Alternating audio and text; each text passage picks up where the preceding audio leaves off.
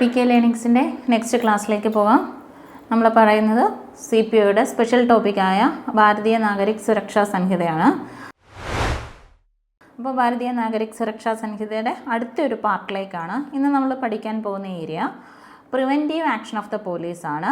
അതായത് പ്രിവെൻറ്റീവ് പോലീസിൻ്റെ നിവാരണ പ്രവർത്തനങ്ങളെന്ന് പറയും. പ്രിവെൻറ്റീവ് ആക്ഷൻസ്, അതായത് പ്രിവെൻഷൻ എടുക്കാൻ വേണ്ടിയിട്ട് ചില കുറ്റകൃത്യങ്ങൾ തടയുന്നതിലേക്ക് വേണ്ടിയിട്ട് പോലീസ് ഉദ്യോഗസ്ഥന്മാർക്ക് എത്രത്തോളം അധികാരമുണ്ട്, പവറുണ്ട് എന്നതിനെക്കുറിച്ചാണ് പറയുന്നത്. Preventive action of the police 168 തൊട്ട് 172, 168 മുതൽ 172 വരെയും.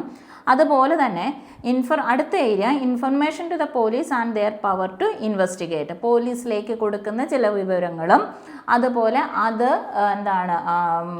ഇൻഫർമേഷൻ, അതുപോലെ തന്നെ അത് അന്വേഷണം നടത്താനുള്ള അവരുടെ അധികാരങ്ങളെയും കുറിച്ചാണ് 177 മുതൽ 196 വരെ. അങ്ങനെ 2 ഏരിയകളാണ് നമ്മളിന്ന് നോക്കാൻ പോകുന്നത്. First preventive action of the police, പോലീസിൻ്റെ നിവാരണ പ്രവർത്തനങ്ങൾ എന്തൊക്കെയാണ്. ആദ്യത്തേത് സെക്ഷൻ 168-ൽ സെക്ഷൻ 168-ൽ police to prevent cognizable offence. Police to prevent cognizable offences, പോലീസിന് കൊഗ്നൈസബിൾ കുറ്റകൃത്യങ്ങൾ തടയാനുള്ള അധികാരം, അല്ലെങ്കിൽ പോലീസ് എന്ത് ചെയ്യണം, കൊഗ്നൈസബിൾ കുറ്റകൃത്യങ്ങൾ തടയണം. പോലീസ് ടു അപ്പോൾ പോലീസ് ഉദ്യോഗസ്ഥരുടെ അധികാരങ്ങളെക്കുറിച്ചാണ്. എന്ത് തരത്തിലുള്ള അധികാരങ്ങളാണ്? പ്രിവെൻറ്റീവ് ആക്ഷൻസ് ആണ്, പ്രിവെൻഷൻ ആണ്, തടയാൻ പോവുകയാണ്. കൊഗ്നൈസബിൾ കുറ്റകൃത്യങ്ങൾ 2ൻ്റെ ജിയിലാണ്, 2 ക്ലോസ് ജിയിലാണ് നമ്മൾ കൊഗ്നൈസബിൾ ഒഫൻസുകളെ കുറിച്ച് പറഞ്ഞത്.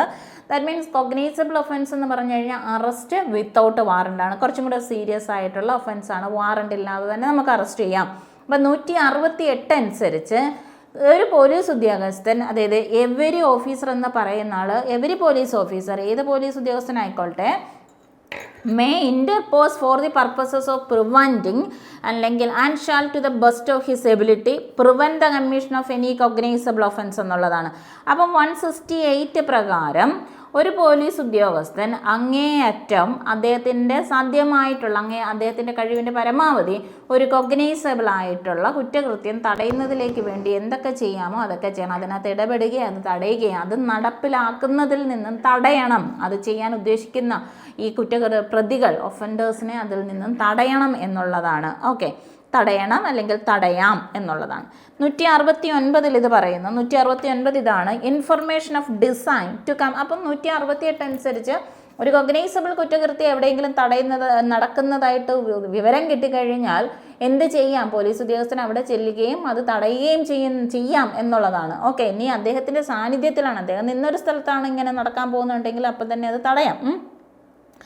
169 പ്രകാരം information of design to commit cognizable ഒഫൻസുകൾ എന്നുള്ളതാണ്. അതായത് കൊഗ്നൈസബിൾ കുറ്റങ്ങൾ ചെയ്യാനുള്ള, അപ്പോൾ എന്തെന്നാണ്, കൊഗ്നൈസബിൾ കുറ്റകൃത്യങ്ങൾ ചെയ്യുന്നതിനുള്ള പദ്ധതികളുണ്ടല്ലോ. അപ്പോൾ ആ പദ്ധതിയെക്കുറിച്ചാണ് വിവരം കിട്ടാൻ പോകുന്നത്. അപ്പോൾ എവിടെയോ ഇല്ലെങ്കിൽ ഇന്ന ഒരു സ്ഥലത്ത് കൊഗ്നൈസബിൾ ആയിട്ടുള്ള ഒരു കുറ്റകൃത്യം നടക്കാൻ പോകുന്നു എന്നുള്ള ഒരു ഇൻഫർമേഷൻ നമ്മൾക്ക് കിട്ടുന്നു. അങ്ങനെ പോലീസ് ഉദ്യോഗസ്ഥനായ മതീഷ് പോവുകയാണ്. എന്തിനാണ് പോകുന്നത്? തടയാനാണ് പോകുന്നത്. അപ്പോൾ 169 അനുസരിച്ച് ഇങ്ങനെ ഒരു പദ്ധതിയെക്കുറിച്ചുള്ള വിവരമാണ് നമ്മൾക്ക് കിട്ടുന്നതെങ്കിൽ എവരി പോലീസ് ഓഫീസർ, അപ്പം ഇങ്ങനെ ഒരു വിവരം കിട്ടുന്ന ഏതൊരു പോലീസ് ഉദ്യോഗസ്ഥനും ഇൻഫർമേഷൻ ഓഫ് എ ഡിസൈൻ, അപ്പോൾ ഈ തരത്തിലുള്ള ഇൻഫർമേഷൻ കിട്ടുന്ന ഏതൊരു പോലീസ് ഉദ്യോഗസ്ഥനും എന്ത് ചെയ്യണം? അപ്പോൾ എന്താണ്, shall communicate such of information to the police officer to whom he is subordinate and to any officer whose duty is to. അപ്പോൾ എന്താണ്, അപ്പം ഏത് ഉദ്യോഗസ്ഥനാണോ നമ്മൾ ഇല്ലെങ്കിൽ ഇങ്ങനെ ഒരു വിവരം കിട്ടി, അപ്പം എന്ത് ചെയ്യുക? ഒരു സുപ്പീരിയർ ഉദ്യോഗസ്ഥൻ, ആരുടെ സബോർഡിനേറ്റ് ആയിട്ടാണോ നമ്മൾ ഇരിക്കുന്നത്, അപ്പോൾ ആ പറയുന്ന സുപ്പീരിയർ ഉദ്യോഗസ്ഥനെ അറിയിക്കുകയോ അതല്ലെങ്കിൽ ഈ കൊഗ്നൈസബിൾ കുറ്റകൃത്യങ്ങൾ തടയുന്നതിലേക്ക് വേണ്ടി അധികാരപ്പെടുത്തിയിട്ടുള്ള ആരൊക്കെയാണോ, ആ ഡ്യൂട്ടി ഉള്ളത് ആരൊക്കെയാണോ അവരെയൊക്കെ അറിയിപ്പിക്കുക എന്നുള്ളതാണ് 160. അപ്പോൾ ഇങ്ങനൊരു പദ്ധതിയെക്കുറിച്ച് വിവരം കിട്ടിക്കഴിഞ്ഞാൽ എന്താണ്, സുപ്പീരിയേഴ്സിനെ അറിയിപ്പിക്കുക, അതല്ലെങ്കിൽ ഇതും കൺസേൺഡ് ആയിട്ടുള്ള ഈ ഇതിന് വേണ്ടി നിയോഗിച്ചിട്ടുള്ള മറ്റേതെങ്കിലും ഉദ്യോഗസ്ഥന്മാരുണ്ടെങ്കിൽ അവരുടെ അടുത്ത് പറയുക എന്നുള്ളതാണ്. 107. അപ്പം പ്രധാനമായിട്ടും നമ്മൾ ഇതിനകത്ത് ശ്രദ്ധിക്കേണ്ട ഒരു കാര്യം എന്ന് പറഞ്ഞു കഴിഞ്ഞാൽ ഇങ്ങനെ തടയുന്നതിലേക്ക് വേണ്ടിയിട്ട് ഉദ്യോഗസ്ഥന്മാർക്ക്, പോലീസ് ഓഫീസേഴ്സിന് റൈറ്റ് ഉണ്ടോ എന്നുള്ളതാണ് നമ്മൾ നോക്കുന്നത്. അങ്ങനെ തടയുന്നതിൽ അവർക്ക് റൈറ്റ് ഉണ്ട്. 170 അനുസരിച്ച് arrest to prevent commission of a cognizable offence എന്നുള്ളതാണ്. അപ്പോൾ ചില കൊഗ്നൈസബിൾ ഒഫൻസുകൾ ചെയ്യുന്നത് തടയുന്നതിലേക്ക് വേണ്ടി അറസ്റ്റ് ചെയ്യാമെന്നുള്ളതാണ്. അപ്പോൾ കൊഗ്നൈസബിൾ കുറ്റങ്ങൾ തടയാനുള്ള അറസ്റ്റാണ് 170 നമ്മൾ പറയുന്നത്. ഒരു പോലീസ് ഉദ്യോഗസ്ഥൻ A police officer knowing of a design, അപ്പോൾ ഇങ്ങനെ ഒരു കൊഗ്നൈസബിൾ കുറ്റകൃത്യം നടക്കാൻ ഇടയുണ്ട്, അങ്ങനെ ഒരു പദ്ധതിയെക്കുറിച്ച് അറിയുന്നൊരു ഉദ്യോഗസ്ഥൻ എന്ത് ചെയ്യണം? May arrest without orders from a magistrate. കണ്ടോ? അപ്പോൾ ഇവിടെ എന്താ 170 അനുസരിച്ച് ഒരു കൊഗ്നൈസബിൾ കുറ്റകൃത്യം മതീഷ് ചെയ്യാൻ പോകുന്നു, കുറച്ചും കൂടെ സീരിയസ് ആയിട്ടുള്ള ഒരു കത്തിക്കുത്ത് നടത്താൻ പോകുന്നു, ഇല്ലെങ്കിൽ മറ്റെന്തെങ്കിലും തരത്തിലുള്ള റോബറി നടത്താൻ പോകുന്നു, അങ്ങനെ ഒരു ഇൻഫർമേഷൻ കിട്ടിയതനുസരിച്ച് മജിസ്ട്രേറ്റിൻ്റെ അടുത്തുനിന്ന് ഉത്തരവൊന്നും വേണ്ട, without orders from a magistrate and without A അപ്പോൾ ഓർഡർ ഇല്ലാതെ, വാറണ്ട് ഇല്ലാതെ, ദ പേഴ്സൺസ് ഓർ ഡിസൈനിങ്, ആരാണോ ഇങ്ങനെ ഒരു പദ്ധതി ഇടുന്നത്, എന്താണ് ആ ഓഫീസർക്ക് തോന്നുകയാണ് എന്താണ് the commission of the offence cannot be otherwise prevented. അപ്പോൾ മതീഷിനെ അറസ്റ്റ് ചെയ്യുകയല്ലാതെ മതീഷ് ചെയ്യാൻ പോകുന്ന ആ പദ്ധതി, ആ ഡിസൈനിൽ നിന്നും അങ്ങനെ ഒരു ഒഫൻസ് അല്ലെങ്കിൽ അത് നടപ്പിലാക്കുന്നതിൽ നിന്നും മറ്റൊരു രീതിയിലും മതീഷിനെ പിന്തിരിപ്പിക്കാൻ പറ്റുന്നില്ല എന്ന് തോന്നിക്കഴിഞ്ഞാൽ അറസ്റ്റ് ചെയ്യുകയെ നിവൃത്തിയുള്ളൂ. അപ്പോൾ എന്താണ് ഓർഡർ ഇല്ലാതെ, വാറണ്ട് ഇല്ലാതെ തന്നെ 170 പ്രകാരം പോയി അറസ്റ്റ് ചെയ്യാവുന്നതാണ്. ഇനി അത് മാത്രമല്ല, no person arrested under subsection 1 shall be detained in custody for a period exceeding 24 hours from the ആ തരത്തിൽ ഒരു കൊഗ്നൈസബിൾ കുറ്റകൃത്യം തടയുന്നതിലേക്ക് വേണ്ടി ഒരുത്തനെ നമ്മൾ അറസ്റ്റ് ചെയ്തിട്ടുണ്ടെങ്കിൽ അവന് 24 മണിക്കൂറിൽ കൂടുതൽ നമ്മൾ ഡീറ്റെയിൻ ചെയ്യാൻ പാടില്ല എന്നുള്ളതാണ്. അല്ലെങ്കിൽ ഇവൻ്റെ ഫർദർ ഡീറ്റൻഷൻ എന്ന് പറയുന്നത് നിയമപ്രകാരം എന്ത് ചെയ്യണം? ആ നിലവിലുള്ള നിയമം അനുസരിച്ചോ മറ്റ് പ്രൊവിഷൻസ് അനുസരിച്ചോ 24 hours കൂടുതൽ ഡീറ്റെയിൻ ചെയ്യാൻ, കസ്റ്റഡിയിൽ വയ്ക്കാൻ ഒരു ഉത്തരവ് ഉണ്ടായിരിക്കണം. അല്ലാത്ത പക്ഷം 24 മണിക്കൂറിൽ കൂടുതൽ അവനെ കൈവശം വയ്ക്കാൻ പാടുള്ളതല്ല. ഇനി 171 ഇതാണ് പറയുന്നത്. 171 അനുസരിച്ച് പറയുന്നത് prevention of inquiry to public property എന്നുള്ളതാണ്. അപ്പോൾ പൊതുമുതലിനുണ്ടാകുന്ന ക്ഷതി തടയൽ. അപ്പോൾ ഇനി അടുത്തത്, മതീഷിനെ അറസ്റ്റ് ചെയ്ത് നമ്മൾ സൂക്ഷിക്കാൻ പോകുന്നത്, മതീഷിനെയൊക്കെ ഇറക്കി പുറത്ത് വിട്ട് കഴിഞ്ഞാൽ എന്ത് സംഭവിക്കും? പൊതുമുതലൊക്കെ അടിച്ച് നശിപ്പിക്കാൻ പോവുകയാണ്. അപ്പോൾ prevention of injury to public property എന്നുള്ളതാണ്. ഒരു പോലീസ് ഉദ്യോഗസ്ഥന് അദ്ദേഹത്തിൻ്റെ സ്വാധികാരത്തിൽ എന്ത് ചെയ്യാവുന്നതാണ്? ഏതൊരു വ്യക്തിയും ഇതേപോലെ തന്നെ പബ്ലിക് പ്രോപ്പർട്ടി, ഒരു പോലീസ് ഉദ്യോഗസ്ഥൻ്റെ കാഴ്ചപ്പാടിൽ മറ്റൊരാൾ പബ്ലിക് പ്രോപ്പർട്ടികൾക്ക് ക്ഷതി ഉളവാക്കാൻ പോകുന്നു, നാശനഷ്ടങ്ങൾ ഉണ്ടാക്കാൻ പോകുന്നു എന്ന് തോന്നിക്കഴിഞ്ഞാൽ ഈ പബ്ലിക് പ്രോപ്പർട്ടി എന്ന് പറയുന്ന മൂവബിൾ ആയിക്കോട്ടെ, ഇമ്മൂവബിൾ ആയിക്കോട്ടെ, ഇനി അത് അവിടുന്ന് എടുത്തു മാറ്റുകയോ അതല്ലാന്നുണ്ടെങ്കിൽ റിമൂവ് ചെയ്യുകയോ ഇഞ്ചുറി ഉണ്ടാക്കുകയോ, പബ്ലിക് ലാൻഡ് മാർക്കുകളോ അതല്ലെങ്കിൽ ബോയികളോ അതല്ലെങ്കിൽ നാവിഗേഷൻ ഉപയോഗിക്കുന്ന മറ്റ് മാർക്കുകളൊക്കെ എടുത്തു മാറ്റാൻ പോകുന്നു, അതല്ല എന്നുണ്ടെങ്കിൽ അതിനൊക്കെ നാശനഷ്ടം ഉണ്ടാക്കാൻ പോകുന്നു എന്നൊക്കെ തോന്നിക്കഴിഞ്ഞാൽ ആ ഉദ്യോഗസ്ഥന് അദ്ദേഹത്തിൻ്റെ സ്വന്തം അതോറിറ്റിയിൽ എന്ത് ചെയ്യാവുന്നതാണ്? ഇതൊക്കെ പ്രിവെൻറ്റ് ചെയ്യാവുന്നതാണ്. ഓക്കെ, ദെൻ അടുത്ത പറയുന്നു 172 അനുസരിച്ച് persons bound to conform to lawful directions of police എന്നുള്ളതാണ്. അപ്പം 172 പ്രകാരം വ്യക്തികൾ എന്ന് പറയുന്നത് ഈ പോലീസ് ഉദ്യോഗസ്ഥന്മാരുടെ ഡയറക്ഷൻസ് നിർദ്ദേശങ്ങൾ പാലിക്കാൻ ബാധ്യസ്ഥതയുള്ളവരാണ്, ബാധ്യസ്ഥരാണ് എന്ന് പറയാം. അപ്പോൾ ഓൾ പേഴ്സൺസ്, എല്ലാ വ്യക്തികളും shall be bound to conform to എല്ലാ വ്യക്തികളും പോലീസ് ഉദ്യോഗസ്ഥന്മാരുടെ ലോഫുൾ ഡയറക്ഷൻസ് ഈ പറയുന്ന ഡ്യൂട്ടികളുമായി ബന്ധപ്പെട്ട്. അപ്പം 168 തൊട്ട് 160, അതായത് ഈ പ്രിവെൻറ്റീവ് ആക്ഷൻസ് ആണ്. ചില ക്രൈമുകൾ, ചില ഒഫൻസുകൾ കമ്മിറ്റ് ചെയ്യുന്നതുമായി അത് തടയുന്നതിലേക്ക് ബന്ധപ്പെട്ട് പോലീസ് ഉദ്യോഗസ്ഥർ അവരുടെ അധികാരങ്ങൾ പ്രയോഗിക്കുമ്പോൾ അങ്ങനെ ആ സമയത്ത് പോലീസ് കൊടുക്കുന്ന ലോഫുൾ ആയിട്ടുള്ള നിർദ്ദേശങ്ങൾ ഏത് വ്യക്തികൾക്കും അതെന്ത് ചെയ്യാൻ ബാധ്യസ്ഥരാണ്? അത് ഫോളോ ചെയ്യാൻ, അവരത് പാലിക്കാൻ ബാധ്യസ്ഥരാണ്. ഒരു പോലീസ് ഉദ്യോഗസ്ഥൻ ഒരു പോലീസ് ഉദ്യോഗസ്ഥന് വേണമെങ്കിൽ ഡിറ്റൈൻ ചെയ്യുകയോ റിമൂവ് ചെയ്യുകയോ any person resisting, refusing or ignoring or disregarding to conform to any direction given by him. അപ്പം 106. അപ്പം ഈ പ്രിവെൻറ്റീവ് ആക്ഷൻസിൻ്റെ ഭാഗമായിട്ട് അത് ഈ പറയുന്ന ഡയറക്ഷൻസ് നിർദ്ദേശിക്കാൻ അല്ലെങ്കിൽ ആ ഡയറക്ഷൻസ് അനുസരിക്കാൻ യാതൊരു തരത്തിലുള്ള ഉദ്ദേശങ്ങളും ഇല്ലാത്ത, അവരത് അനുസരിക്കുന്നില്ല എന്ന് മാത്രമല്ല അത് റെസിസ്റ്റ് ചെയ്യുന്നു, റിഫ്യൂസ് ചെയ്യുന്നു, അതിനെ ഡിഗ്നർ ചെയ്യുന്നു. അങ്ങനെയൊക്കെയുള്ള സാഹചര്യത്തിൽ വേണമെന്നുണ്ടെങ്കിൽ പോലീസ് ഉദ്യോഗസ്ഥർക്ക് അവരെ ഡീറ്റെയിൻ ചെയ്യുകയോ റിമൂവ് ചെയ്യുക, മീൻസ് അറസ്റ്റ് ചെയ്ത് സൂക്ഷിക്കാമെന്നുള്ളതാണ്. അപ്പോൾ ഇനി വേണമെന്നുണ്ടെങ്കിൽ ഇപ്പോൾ മജിസ്ട്രേറ്റിന് മുന്നിൽ എന്താണ് ഹാജരാക്കുക. പെറ്റി കേസുകളാണെന്നുണ്ടെങ്കിൽ എത്രയും വേഗം എന്താണ് കഴിയുന്നതും 24 മണിക്കൂറിനകത്ത് വെച്ച് തന്നെ അവർ എന്ത് ചെയ്യണം, റിലീസ് ചെയ്യേണ്ടതും ആകുന്നു. ഓക്കെ, ഇനി അടുത്തതാണ് നെക്സ്റ്റ് നമ്മൾ പറയാൻ പോകുന്നത് ഏറ്റവും ഇമ്പോർട്ടൻ്റ് ആയിട്ടുള്ളതും അതുപോലെ തന്നെ കുറച്ച് ലെങ്തി ആയിട്ടുള്ളതും ഭാരതീയ നാഗരിക് സുരക്ഷാ സംഹിതയിൽ നമ്മൾക്ക് CPOയുമായി ബന്ധപ്പെട്ട് CPOയുടെ സ്പെഷ്യൽ ടോപ്പിക്കിൽ നമ്മൾക്ക് ലാസ്റ്റ് പോർഷനുമായിട്ടുള്ളതാണ് information to the police and their power to investigate. അപ്പോൾ നമ്മൾ പറഞ്ഞു നിർത്തിയിരുന്നത് ഇത്രയുമായിരുന്നു. ഏതൊക്കെയാണ് പ്രിവെൻറ്റീവ് ആക്ഷൻ ഓഫ് ദ പോലീസിൻ്റെ പ്രിവെൻറ്റീവ് ആക്ഷനുമായി ബന്ധപ്പെട്ട് 168 തൊട്ട് 172 വരെ പറഞ്ഞ കാര്യങ്ങൾ. 168 പോലീസിന് കൊഗ്നൈസബിൾ ഒഫൻസുകൾ പ്രിവെൻറ്റ് ചെയ്യാനുള്ള അധികാരമുണ്ട്, 168 അത് പറയുന്നു.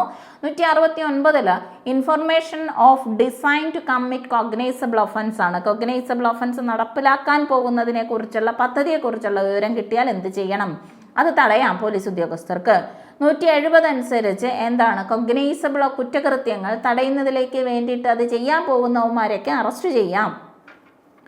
അടുത്തത് 171 പ്രകാരം എന്താണ് പ്രിവെൻഷൻ ഓഫ് എന്താണ് പബ്ലിക് പ്രോപ്പർട്ടികൾക്കൊക്കെ നാശനഷ്ടങ്ങളൊക്കെ ഉണ്ടാകാൻ പോവുകയാണ്. അത് നാശനഷ്ടങ്ങളൊക്കെ ഉണ്ടാക്കാൻ പോകുന്നവന്മാരെയൊക്കെ ഇതേപോലെ ആ തരത്തിലുള്ള കുറ്റകൃത്യങ്ങളും തടയാവുന്നതാണ്. അവരെയും നമുക്ക് അറസ്റ്റ് ചെയ്യുകയൊക്കെ ചെയ്യാവുന്നതാണ്. ദെൻ എന്താണ് ഈ പ്രിവെൻറ്റീവ് ആക്ഷൻ ഓഫ് ദ പോലീസിൻ്റെ പ്രിവെൻറ്റീവ് ആക്ഷനുമായി ബന്ധപ്പെട്ട് അവർ നിർദ്ദേശിക്കുന്ന ലോഫുള്ളായിട്ടുള്ള എന്താണ് ഡയറക്ഷൻസ് എല്ലാവരും അത് ഫോളോ ചെയ്യണമെന്ന് 172 പറയുന്നു.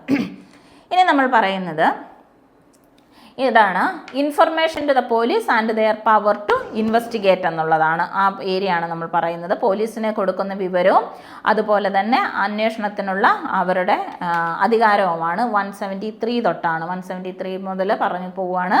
Information to the police and their power to investigate എന്നുള്ളതാണ്.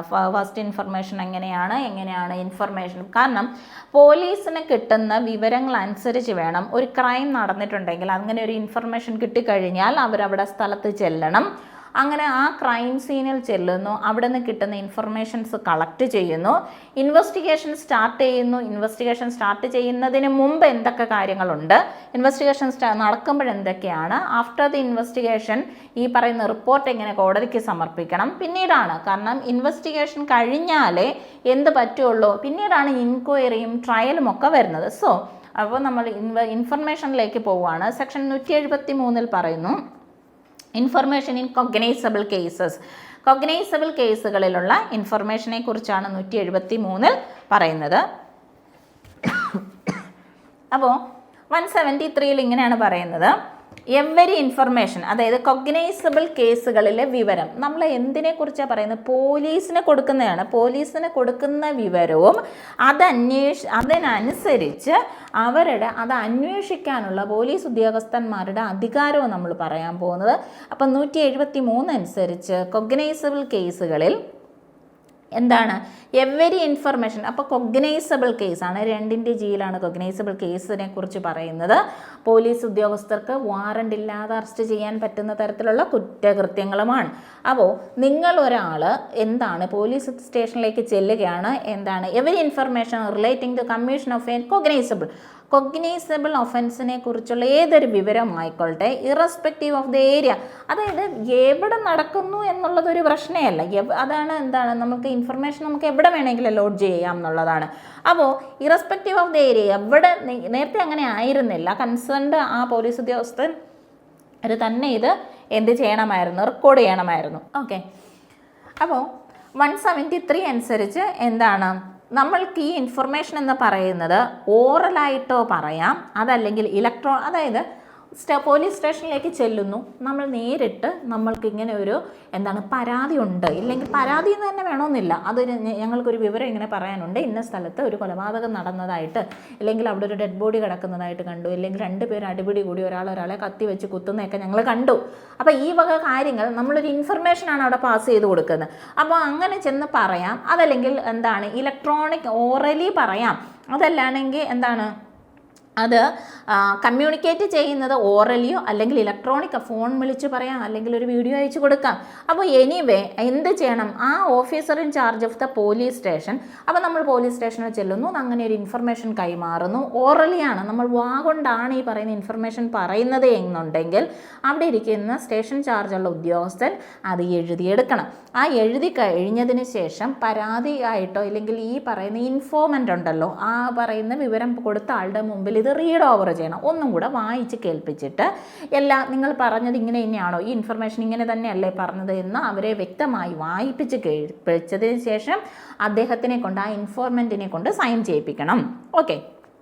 അടുത്തത് ഇലക്ട്രോണിക് കമ്മ്യൂണിക്കേഷനിലാണ്. അപ്പോൾ എന്താണ്, ഒരു ഫോൺ വിളിച്ചിട്ടൊക്കെയാണ്, മൊബൈൽ കോളൊക്കെ ചെയ്തിട്ടാണ് പറഞ്ഞതെന്നുണ്ടെങ്കിൽ അത് റെക്കോർഡ് ചെയ്യുക. എന്താണ്, on being signed within 3 days by the person giving it എന്നുള്ളതാണ്. ഇനി അത് അങ്ങനെ വരുന്ന ഒരു ഇൻഫർമേഷൻ ആണെന്നുണ്ടെങ്കിൽ പോലും അത് റൈറ്റ് ഡൗൺ 3 ദിവസത്തിനുള്ളിൽ അത് റൈറ്റ് ഡൗൺ ചെയ്ത് ആ വിവരം തന്ന വ്യക്തിയെ കൊണ്ട് അത് സൈൻ ചെയ്യിപ്പിച്ച് വെക്കണം എന്നുള്ളതാണ്. ഇനി അത് മാത്രമല്ല, ഇതിനകത്തുള്ള വിവരങ്ങൾ എന്ന് പറയുന്നത്, സബ്സ്റ്റൻസ് എന്ന് പറയുന്നത്, ഓക്കെ. അപ്പോൾ ഇങ്ങനെ ഒരു ഇൻഫർമേഷൻ ഒരാൾ വന്നു, ഇങ്ങനെ ഒരു ഇൻഫർമേഷൻ വന്നു പറഞ്ഞിട്ടുണ്ട്. അപ്പോൾ എല്ലാ സ്റ്റേഷനിലും ഈ തരത്തിലുള്ള വിവരങ്ങൾ ശേഖരിക്കാനായിട്ട് ഒരു ഡയറിയോ ജനറൽ ഡയറിയോ ഒക്കെ ഉണ്ടായിരിക്കും. അതിൽ എന്ത് ചെയ്യണം, ഗവൺമെൻറ് നിഷ്കർഷിച്ചിട്ടുള്ള റൂൾസ് അനുസരിച്ച് ആ ഇൻഫർമേഷൻസ്, എന്തൊക്കെ പരാതികൾ എന്തൊക്കെയാണോ ഇവിടെ വന്നിട്ടുള്ളത് അതെല്ലാം അതിനകത്ത് രേഖപ്പെടുത്തി വെക്കണം എന്നാണ് 173 പറയുന്നത്.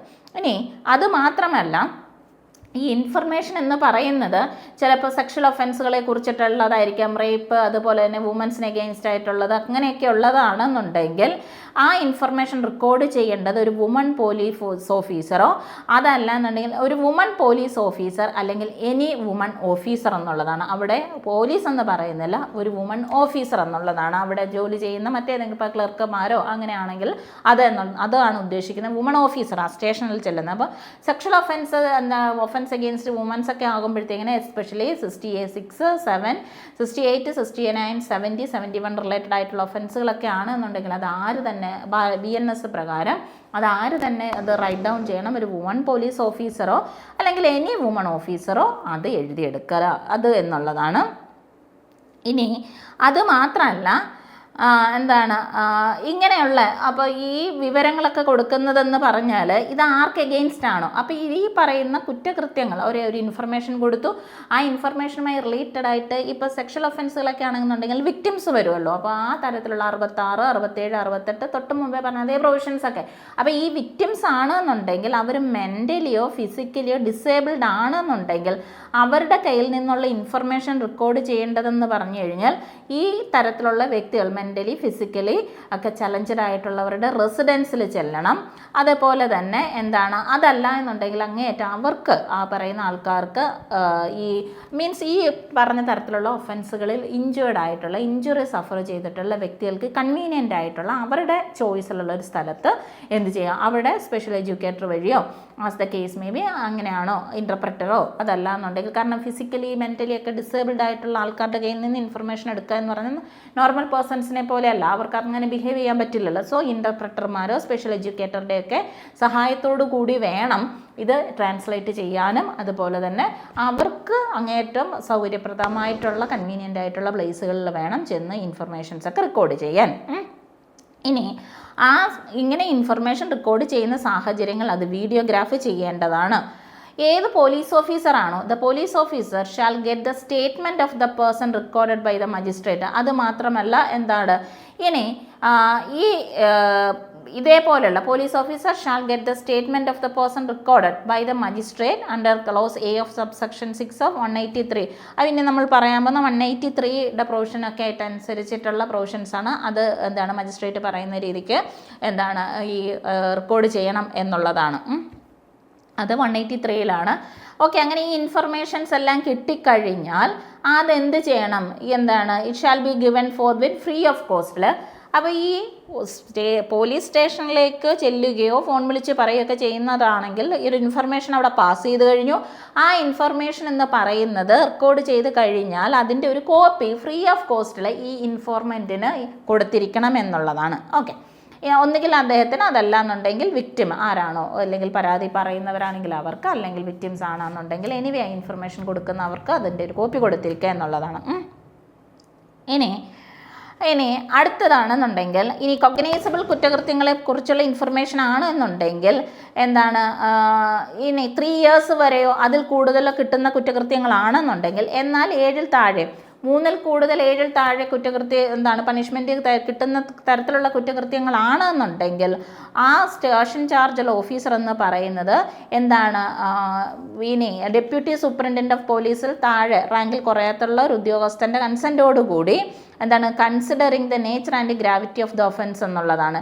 അപ്പം എന്താണ് ഈ ഇൻഫർമേഷൻസ് എല്ലാം എന്ന് പറയുന്നത് without prejudice to the provisions contained in section 175, the officer in charge of the police station എന്ന് പറയുന്നത് with prior permission of the officer not below the rank of deputy superintendent of police considering the nature. അപ്പോൾ ഈ കുറ്റകൃത്യത്തിൻ്റെ എന്താണ് അതിൻ്റെ ഒരു നേച്ചറും ഗ്രാവിറ്റിയൊക്കെ മനസ്സിലാക്കിക്കൊണ്ട് എന്ത് ചെയ്യണം എന്ന് പറയുമ്പോൾ ഡെപ്യൂട്ടി സൂപ്രണ്ടൻ്റ് ഓഫ് പോലീസിൽ കുറയാത്ത റാങ്കിലുള്ള ഒരാളുടെ പ്രയർ പെർമിഷനോടുകൂടി ഈ കുറ്റകൃത്യം നടന്ന സ്ഥലങ്ങളിലേക്ക് പോവുകയും അവിടെ ഒരു പ്രിലിമിനറി ഇൻക്വയറി നടത്തുകയും പ്രൈമ ഫേഷ്യ അവിടെ ഒരു ഇൻക്വയറിയൊക്കെ നടത്തുകയും പ്രഥമ ദൃഷ്ട്യ കാണപ്പെടുന്ന എവിഡൻസുകളൊക്കെ കളക്ട് ചെയ്യേണ്ടതുമാണ്. അതായത് എത്രയും വേഗം മാക്സിമം ആദ്യത്തെ 14 ദിവസത്തിനകം തന്നെ ഇത് ചെയ്യണം. കാരണം ഇപ്പോൾ കിട്ടിയിരിക്കുന്നതെന്ന് പറഞ്ഞു കഴിഞ്ഞാൽ നമ്മൾ കൊഗ്നൈസബിൾ ഒഫൻസുകളെ കുറിച്ചാണ് പറയുന്നത്. അപ്പോൾ ഈ കൊഗ്നൈസബിൾ ഒഫൻസുകൾ തന്നെ എന്ന് പറഞ്ഞു കഴിഞ്ഞാൽ 2-ൽ കൂടുതൽ എന്താണ് പണിഷ്മെൻറ്റ് 2 വർഷത്തിൽ കൂടുതൽ പണിഷ്മെൻറ്റ് കിട്ടുന്നതാണ്. അപ്പോൾ ഇവിടെ നമ്മൾ പറയുന്നതെന്ന് പറഞ്ഞു കഴിഞ്ഞാൽ 2-ൽ കൂടുതൽ എന്ന് പറയുമ്പോൾ 3 ആകാം. അപ്പോൾ 3-ൽ കൂടുതൽ എന്നാൽ 7 വർഷത്തിൽ താഴെ കുറ്റകൃത്യം അല്ലെങ്കിൽ പണിഷ്മെൻറ്റ് കിട്ടുന്ന തരത്തിലുള്ള കുറ്റകൃത്യങ്ങളാണ് ഒരാൾ ചെയ്തിരിക്കുന്നത്, അല്ലെങ്കിൽ അങ്ങനെ ഒരു ഇൻഫർമേഷനാണ് കിട്ടിയത് എങ്കിൽ ഇത് കിട്ടുന്ന ഉദ്യോഗസ്ഥൻ ഈ ഇൻഫർമേഷൻ കിട്ടുന്ന ഉദ്യോഗസ്ഥർ എന്ത് ചെയ്യണം എന്നാണ് പറഞ്ഞിരിക്കുന്നത്.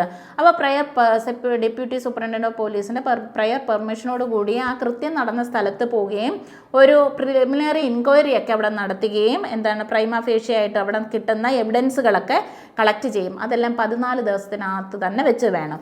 ഇനി അത് മാത്രമല്ല എന്താണ് ഒരു പ്രൈമ ഫേഷ്യ കേസ് അവിടെ നിൽക്കുന്നുണ്ടോ എന്നുണ്ടെങ്കിൽ, കാരണം കൊഗ്നൈസബിൾ കേസിൻ്റെ നേച്ചർ തന്നെ എങ്ങനെയാണ് എന്താണ് പ്രതി എന്ന് സംശയിക്കുന്ന ഒരാളെ വാറണ്ട് കൂടാതെ അറസ്റ്റ് ചെയ്യാം. അപ്പോൾ പ്രഥമ ദൃഷ്ടിയ അവിടെ ഒരു കേസ് ഉണ്ട് എന്ന് മനസ്സിലാക്കി കഴിഞ്ഞാൽ എന്തിലേക്ക് പോവുക, ഇൻവെസ്റ്റിഗേഷനിലേക്ക്, അതായത് എന്താണ് ഈ കുറ്റാന്വേഷണ ഇൻവെസ്റ്റിഗേഷനിലേക്ക് പോവുക എന്നുള്ളതാണ് ആദ്യത്തെ നേച്ചർ.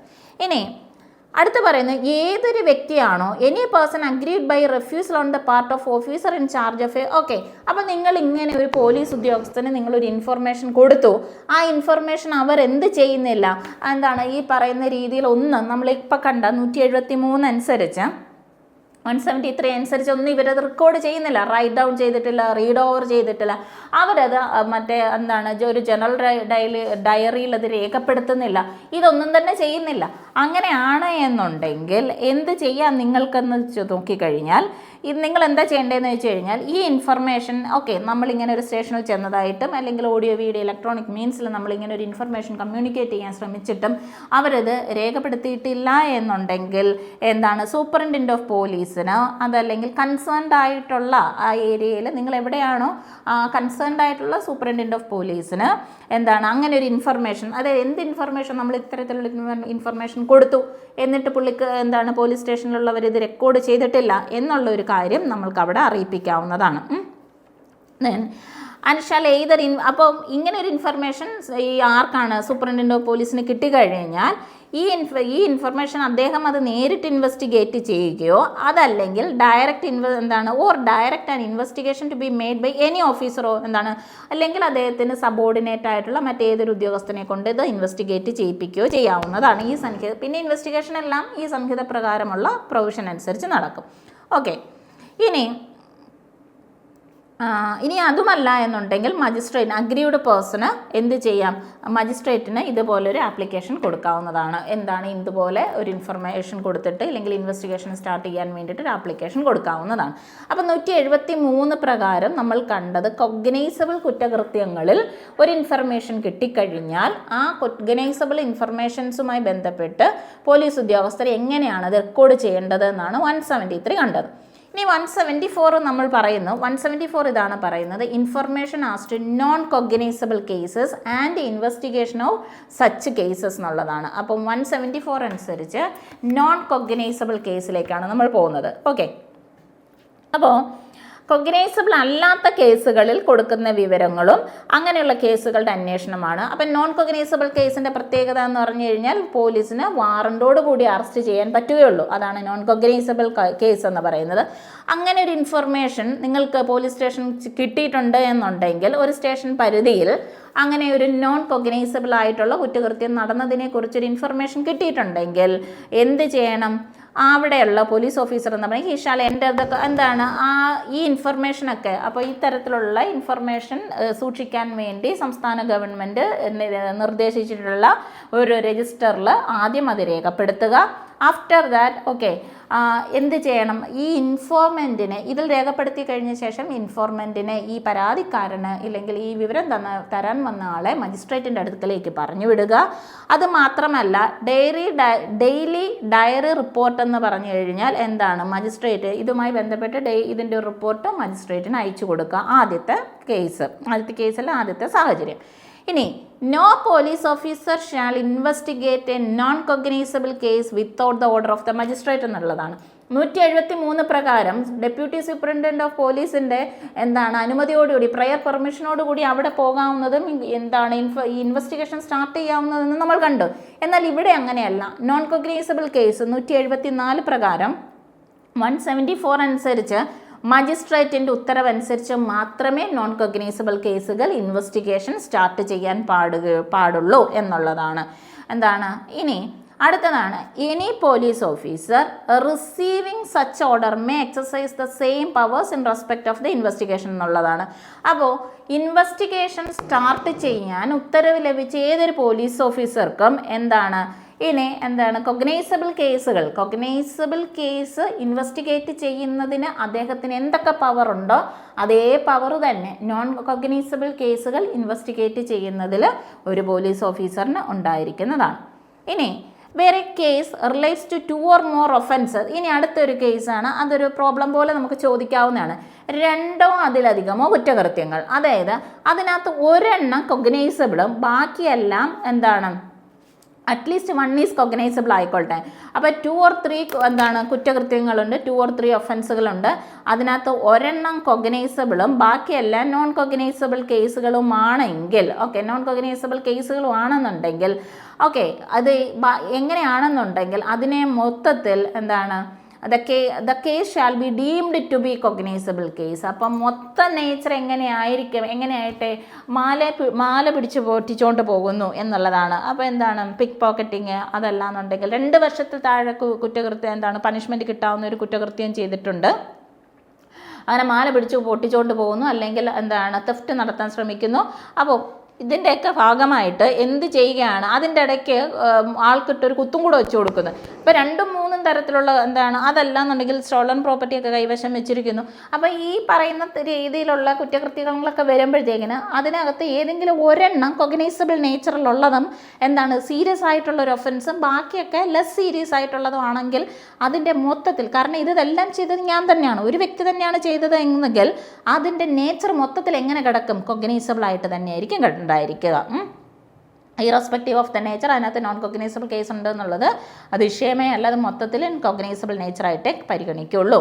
175 പ്രകാരം police officers power to investigate cognizable cases എന്നുള്ളതാണ്. Police officers powers to investigate cognizable case എന്ന് പറയുമ്പോൾ ഒരു പോലീസ് ഉദ്യോഗസ്ഥന് കൊഗ്നൈസബിൾ കേസുകൾ അന്വേഷണം നടത്താൻ ഒരു പോലീസ് ഉദ്യോഗസ്ഥനുള്ള അധികാരങ്ങളെക്കുറിച്ചാണ്. ഒരു കൊഗ്നൈസബിൾ കേസ് അന്വേഷണം നടത്താൻ പോലീസ് ഉദ്യോഗസ്ഥനുള്ള അധികാരം. അപ്പം കൊഗ്നൈസബിൾ കേസുകളെക്കുറിച്ചുള്ള ഇൻഫർമേഷൻ 173 പറഞ്ഞു.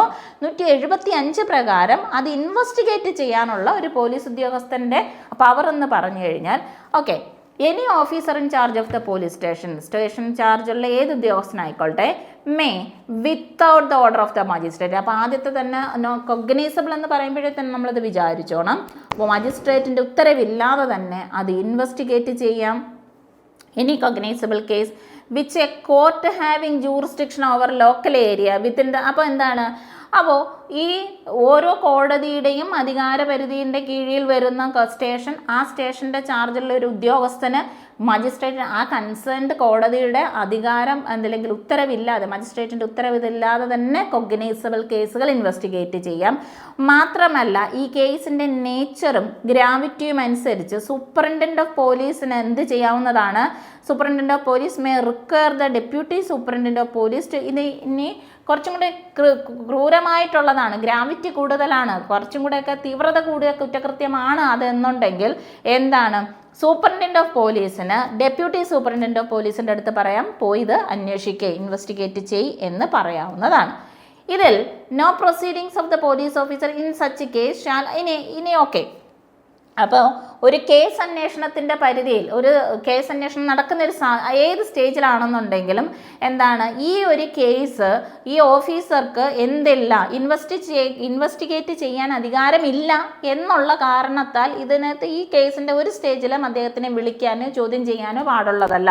അതായത് ഇൻവെസ്റ്റിഗേഷൻ നടക്കുന്നത് അങ്ങനെ തന്നെ നടക്കണം എന്നുള്ളതാണ്. No proceedings of the police officer in any such case shall at any stage എന്നുള്ളതാണ്. Stage be called in question on the ground that, അതായത് എന്താണ് police officer in such case എന്ന് പറയുമ്പോൾ തൊട്ട് മുമ്പേ കണ്ട എന്താണ് സൂപ്രണ്ടൻ്റ് ഓഫ് പോലീസ് ഡെപ്യൂട്ടി സൂപ്രണ്ടൻ്റിൻ്റെ അടുത്ത് പറയുന്നു ഇൻവെസ്റ്റിഗേറ്റ് ചെയ്യുമെന്ന് പറയുന്നു. അപ്പോൾ അങ്ങനെയൊക്കെയുള്ള ഒരു സാഹചര്യത്തിൽ ഇദ്ദേഹത്തിന് ഈ കേസ് അന്വേഷിക്കാനുള്ള അധികാരപരിധി ഇല്ല എന്നും പറഞ്ഞുകൊണ്ട് എങ്ങും ഇത് ക്വസ്റ്റ്യൻ ചെയ്യാൻ പാടുള്ളതല്ല.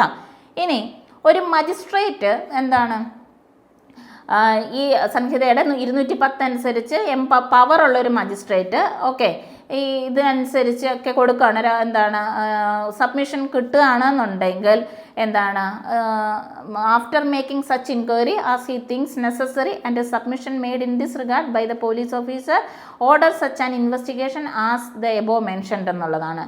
ഇനി അടുത്ത പറയുന്നതെന്ന് പറഞ്ഞു കഴിഞ്ഞാൽ എന്താണ് തൊട്ട് പുറകെ പറയുന്നു ഈ ഇൻവെസ്റ്റിഗേഷൻ എന്ന് പറയുന്നത് ഒരു മജിസ്ട്രേറ്റിന് വേണമെന്നുണ്ടെങ്കിൽ ഉത്തരം കൊടുക്കാം. അദ്ദേഹത്തിന് സബ്മിഷൻ കിട്ടിയിട്ടുണ്ട് എന്നുണ്ടെങ്കിൽ ഒരു ഉത്തരവ് കൊടുക്കാവുന്നതാണ്. ഇനി 210 പ്രകാരം പവറുള്ള ഒരു മജിസ്ട്രേറ്റിന് അങ്ങനെ ഒരു കംപ്ലൈൻറ്റ് കിട്ടുകയാണ്. അപ്പോൾ കംപ്ലൈൻറ്റ് നമ്മൾ ആദ്യമേ നമ്മൾ പറഞ്ഞിട്ടുള്ള BNSSൻ്റെ എന്താണ് ഡെഫിനിഷൻ ക്ലോസുകളിൽ നമ്മൾ കണ്ടിട്ടുണ്ട് കംപ്ലൈൻറ്റ് മജിസ്ട്രേറ്റിന് കൊടുക്കുന്നത്. അപ്പം മജിസ്ട്രേറ്റ് എന്ത് ചെയ്യാണ്? മജിസ്ട്രേറ്റിന് അപ്പോൾ ഉത്തരവിടാം എന്ത് ചെയ്യാം? അപ്പം ഇപ്പോൾ തൊട്ട് മുമ്പേ പറഞ്ഞ പ്രൊവിഷൻ ഏതാണ്? അപ്പം 3ൻ്റെ പ്രൊവിഷൻ പറയുന്ന ഇതാണ്. അപ്പം മജിസ്ട്രേറ്റിന് അങ്ങനെ ഒരു സബ്മിഷൻ കിട്ടിക്കഴിഞ്ഞാൽ മജിസ്ട്രേറ്റിന് ആ തരത്തിലുള്ള ഒരു കംപ്ലൈൻറ്റ് കിട്ടിക്കഴിഞ്ഞാൽ അത് ഇൻവെസ്റ്റിഗേറ്റ് ചെയ്യാൻ ആരോട് ഉത്തരവിടാം? ഈ ഉദ്യോഗസ്ഥന്മാരോട് ഉത്തരവിടാവുന്നു. അപ്പോൾ ഇങ്ങനെ ഒരു മജിസ്ട്രേറ്റിന് 210 പ്രകാരം പവറുള്ളൊരു മജിസ്ട്രേറ്റിൻ്റെ അടുത്ത് കംപ്ലൈൻറ്റ് കിട്ടിയതിന് ശേഷം എന്താണ് ഒരു പബ്ലിക് സർവൻറ്റിനെ എന്താണ് ഒരു ഒഫീഷ്യൽ ഡ്യൂട്ടി ഡിസ്ചാർജ് ചെയ്യുന്നതുമായി ബന്ധപ്പെട്ട് അങ്ങനെ ഒരു കംപ്ലൈൻ്റാണ് ഒരു മജിസ്ട്രേറ്റ് കിട്ടുന്നത് എന്നുണ്ടെങ്കിൽ അവിടെ ഇൻവെസ്റ്റിഗേഷൻ എന്ന് പറയുന്നത് എന്താണ് ഈ പബ്ലിക് ഓഫീസറിൻ്റെ സുപ്പീരിയർ ഉണ്ടല്ലോ, ഈ പബ്ലിക് ഓഫീസറിൻ്റെ സുപ്പീരിയർ ഓഫീസറിൻ്റെ ഒരു റിപ്പോർട്ട് കിട്ടിക്കഴിഞ്ഞതിന് ശേഷം അത് മാത്രമല്ല ആ പബ്ലിക് സെർവൻറ്റ് ആ ഡ്യൂട്ടി ഡിസ്ചാർജ് ചെയ്തതുമായിട്ടുള്ള എല്ലാ സാഹചര്യങ്ങളും അത് സംബന്ധിച്ചിട്ടുള്ള എല്ലാ റിപ്പോർട്ടും കിട്ടിയതിന് ശേഷം മാത്രമേ ആർക്ക് ഇത് ഇൻവെസ്റ്റിഗേഷൻ നടത്താനായിട്ട് ഉത്തരവ് ഇടാൻ പറ്റുകയുള്ളൂ, ഒരു മജിസ്ട്രേറ്റിന് പറ്റുള്ളൂ. അപ്പോൾ ഇപ്പോൾ പറഞ്ഞത് എന്താണ് ഈ നമ്മൾ പറഞ്ഞ് 210 പ്രകാരം കംപ്ലൈൻറ്റ് കിട്ടുന്ന ഒരു മജിസ്ട്രേറ്റ്. അപ്പോൾ 210 പ്രകാരം കംപ്ലൈൻറ്റ് എടുക്കുന്ന ഒരു മജിസ്ട്രേറ്റിന് അത് ഇൻവെസ്റ്റിഗേഷൻ കൊടുക്കാനുള്ള അധികാരമുണ്ട്. ഓക്കെ, അങ്ങനെ കൊടുക്കുന്നത് 210 പ്രകാരം ഇപ്പോൾ മജിസ്ട്രേറ്റിന് കിട്ടിയിരിക്കുന്ന ഒരു കംപ്ലൈൻറ്റ് എന്ന് പറയുന്നത് ഒരു പബ്ലിക് ഓഫീസർ അദ്ദേഹത്തിൻ്റെ ഡ്യൂട്ടി ഡിസ്ചാർജ് ചെയ്യുന്നതുമായി ബന്ധപ്പെട്ട ഒരു പരാതിയാണ് കിട്ടിയിരിക്കുന്നതെന്നുണ്ടെങ്കിൽ അതിന് ഇൻവെസ്റ്റിഗേഷൻ ഓർഡർ ഇടണമെന്നുണ്ടെങ്കിൽ അതിന് തൊട്ടു മുമ്പ് ഈ പബ്ലിക് ഓഫീസറിൻ്റെ അദ്ദേഹത്തിൻ്റെ സുപ്പീരിയറിൽ നിന്നുള്ള ഒരു റിപ്പോർട്ടും അതേപോലെ തന്നെ ആ സാഹചര്യം എന്ത് തരത്തിലുള്ള ഡ്യൂട്ടി ആയിരുന്നു നടപ്പിലാക്കിയിരുന്നത് അതുമായി ബന്ധപ്പെട്ട റിപ്പോർട്ടുകളെല്ലാം കിട്ടിക്കഴിഞ്ഞ് അത് പഠിച്ച് മനസ്സിലാക്കിയതിന് ശേഷം മാത്രമേ ഉത്തരവിടാൻ പാടുള്ളൂ എന്നുള്ളതാണ്. ഓക്കെ, ഇനി അപ്പോൾ നമ്മൾ പറയുന്നത് information to the police and their power to investigate എന്നുള്ള ഒരു ഏരിയയാണ്. അതിൽ ഇപ്പോൾ നമ്മൾ വന്ന് നിൽക്കുന്നത് police officer powers to investigate a cognizable case എന്നുള്ളതാണ്. ദെൻ നെക്സ്റ്റ് ക്ലാസ്സിൽ നമ്മൾ പ്രൊസീജിയർ ഫോർ ഇൻവെസ്റ്റിഗേഷൻ, എങ്ങനെയാണ് ഇൻവെസ്റ്റിഗേഷൻ്റെ പ്രൊസീജിയറുകൾ എന്നുള്ള പ്രൊവിഷൻസ് നമ്മൾക്ക് നെക്സ്റ്റ് ക്ലാസ്സിൽ കാണാം. അപ്പോൾ അടുത്ത ക്ലാസ്സിലേക്ക് വീണ്ടും കാണാം. ഓക്കെ.